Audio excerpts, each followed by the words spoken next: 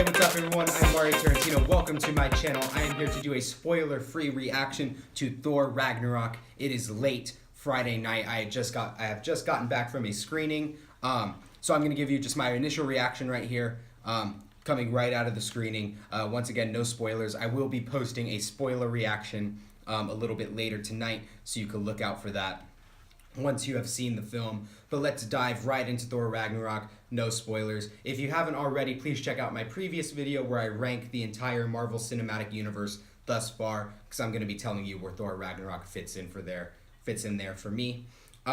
Just initial reaction. It's a pretty good film.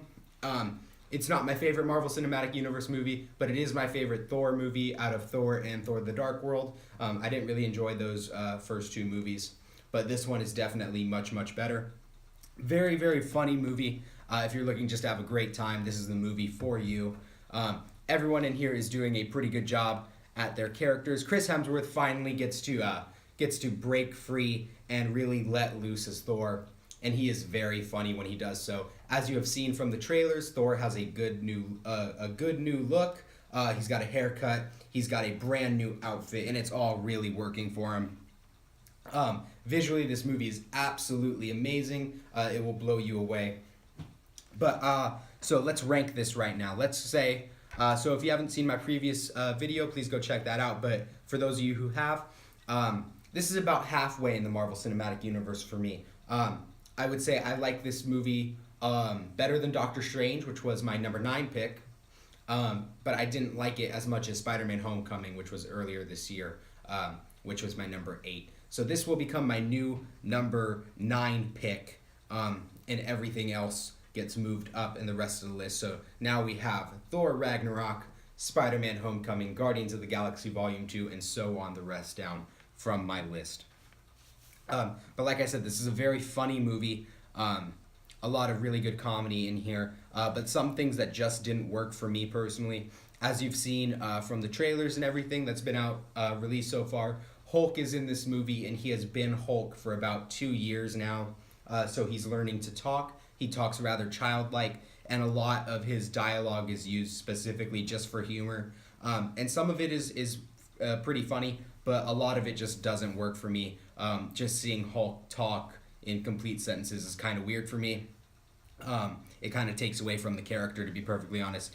So I didn't really like a lot of the Hulk stuff when he was talking, but when he's fighting, it's amazing. And I loved all the Bruce Banner stuff. When Mark Ruffalo is in this as Bruce Banner, I really loved everything they did there and really developed the character. We really got a lot more of Hulk than we've ever seen in any other Marvel Cinematic Universe movie, besides The Incredible Hulk, of course. Who else is in this movie? Cate Blanchett is in this movie as our villain. Her name is Hela. I'm not really going to say anything about her because there's a lot of spoilers going in there, but she does a good job with what her villain is. In the beginning, they don't really define a lot of her character, so I was kind of watching the whole movie just trying to figure out her powers and things like that. I felt kind of the first 20 minutes of this movie were kind of rushed, and once you see it, you'll understand what I mean by that. But Loki is in this movie, and I love everything Tom Hiddleston did with that. Always love Loki, but we got a couple different sides of Loki that we haven't really seen before.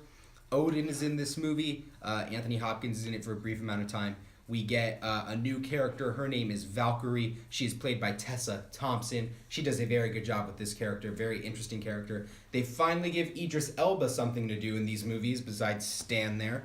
So that's fantastic that we finally get to see him in action. And Jeff Goldblum is in this movie, and that is by far my favorite part of the entire movie. It's Jeff Goldblum going full Jeff Goldblum, and everything about it is absolutely amazing.